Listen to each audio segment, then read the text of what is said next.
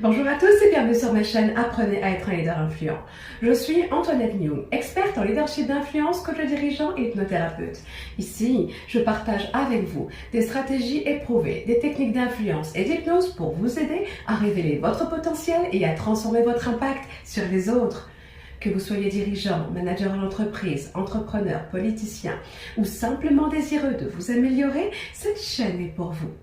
Dans cette vidéo, je vous parle d'un véritable défi pour tout leader.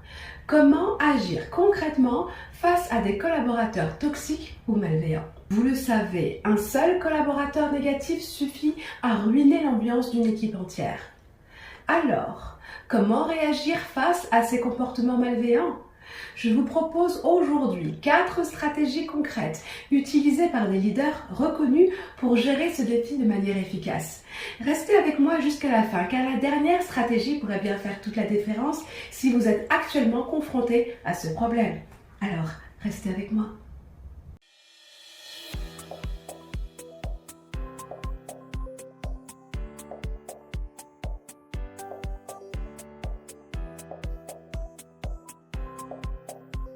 En tant que leader, la première chose à faire face à un collaborateur toxique, c'est de poser clairement vos limites.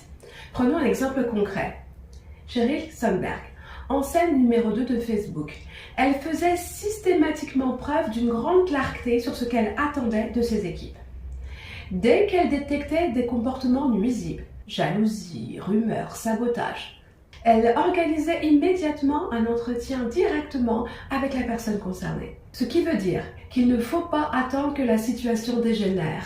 Mettez rapidement les choses à plat. Expliquez clairement quel comportement est acceptable et lequel ne l'est pas. Et surtout, précisez quelles seront les conséquences si cela continue.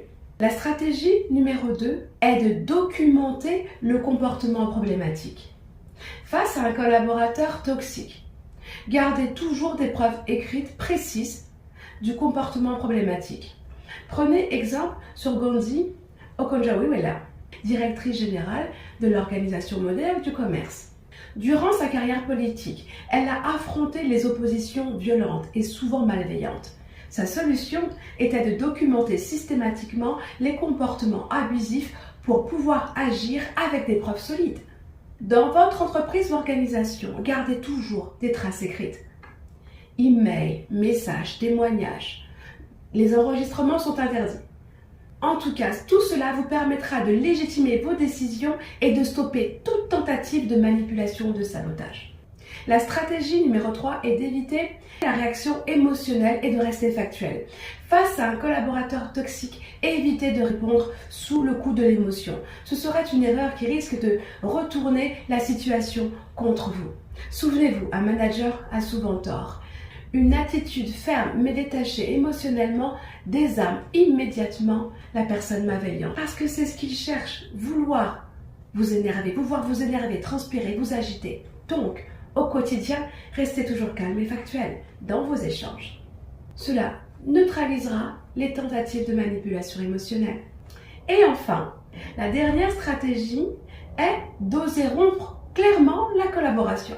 Parfois, malgré vos efforts, un collaborateur reste malveillant et compromet votre travail et celui de votre équipe. Donc à ce moment-là, il faut avoir le courage managérial, le courage de leader, c'est-à-dire de prendre une décision radicale et rompre définitivement la collaboration.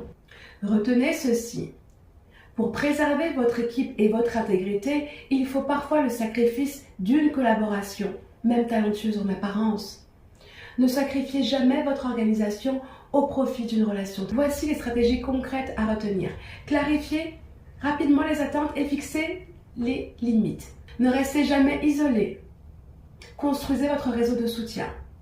Gardez votre calme et restez factuel dans vos échanges. Et enfin, ayez le courage de rompre la collaboration quand c'est nécessaire. Nous arrivons au terme de la vidéo. Et vous, avez-vous déjà affronté ce type de situation toxique? Racontez-moi, dites-moi en commentaire comment vous avez réagi. Si vous avez trouvé cette vidéo utile, pensez à la liker, à vous abonner et à activer la cloche pour regarder les prochaines vidéos. Dans mes prochaines vidéos, je partagerai avec vous d'autres techniques de leadership d'influence. Alors restez connectés.